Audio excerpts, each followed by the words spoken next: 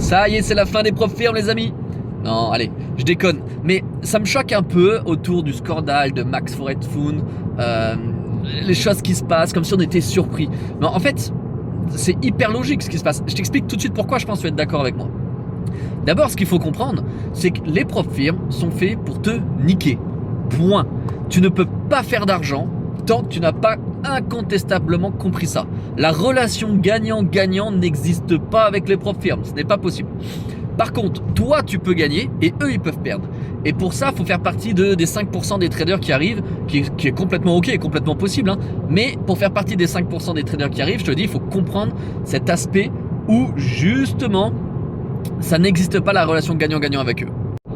Regarde, imagine, tu as une société qui te ramène un certain chiffre d'affaires. Mais tu as un produit spécifique dans cette société-là qui te ramène environ 70% de ton chiffre d'affaires. Même, je dirais plutôt même 80.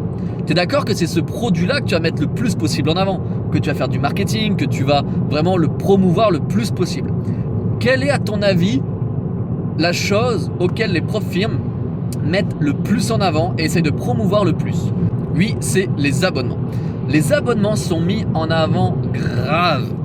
Plein de promotions, des moins 50, moins 60, moins 80, moins 90%, parce que c'est leur source de revenus principale. Mais c'est normal, 90%, 95% des traders n'arrivent pas à passer les examens et dépensent des abonnements sans compter et perdent de l'argent en faisant chauffer la CB.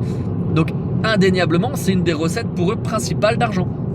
Mais du coup, regarde, si on revient sur le scandale de Max Forest Fund, en fait, ce qui se passe avec eux, c'est que non seulement ils faisaient ça, non seulement le gérant d'entreprise, c'était quand même un sacré escroc visiblement, mais en plus de ça, ils étaient sur CFD. Tu commences sérieusement à cumuler les problèmes quand tu vas dans des trucs comme ça. Tu vas déjà sur un marché qui est complètement décentralisé. C'est-à-dire que déjà, quand tu vas sur une prop firme, qui est sur une prop firme future, qui est sur un marché centralisé, lis les contrats. Je te dis, moi je suis financé, j'ai été financé dans plusieurs prop firmes. Lis leurs contrats, c'est écrit noir sur blanc. Ils ne sont pas obligés de te confier de l'argent réel une fois que tu es financé, mais ils sont obligés de te payer par contre s'ils gagnent. Et en plus de ça, non seulement ils ne sont pas obligés de te mettre de l'argent réel, mais en plus ils peuvent te passer quand ils veulent de réel à SIM et ils peuvent te mettre un algorithme sur le dos pour copier tes positions.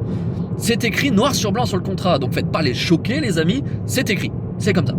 Donc déjà, quand tu lis le contrat, tu vois bien que la relation gagnant-gagnant n'existe pas, que eux ils vont forcément gagner et toi peut-être tu vas gagner. Bon, soit. Mais ça reste quand même un outil intéressant quand tu veux te tester, quand tu vas apprendre à voir si ta stratégie elle marche, quand tu veux tester les choses. Ok.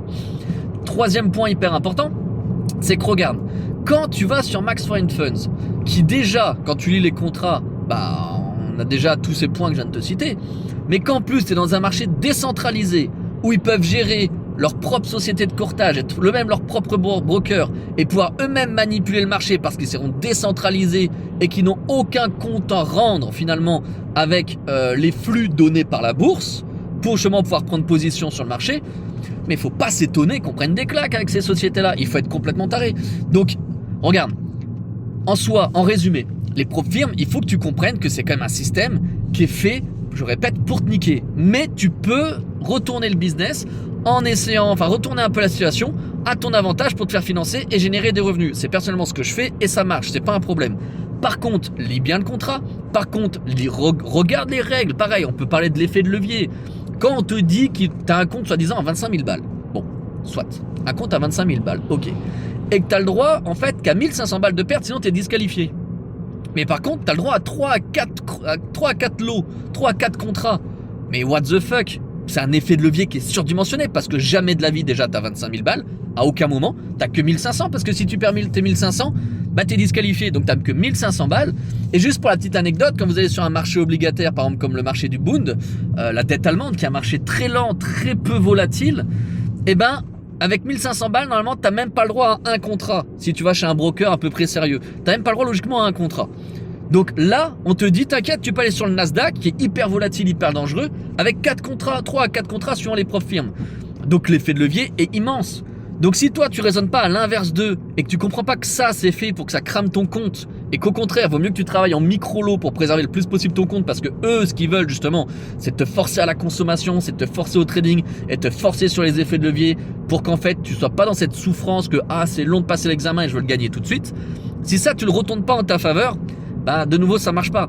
Donc les profs firmes pour comprendre, pour faire une conclusion encore une fois, il faut comprendre eux leur intérêt, eux comment ils fonctionnent, ce qui t'incite à faire qu'il ne faut surtout pas faire et arrêter de tendre la joue pour se faire battre, à aller sur des sociétés pas sérieuses qui sont encore sur des CFD, sur des marchés décentralisés. Allez voilà les amis, je vous dis à tout bientôt.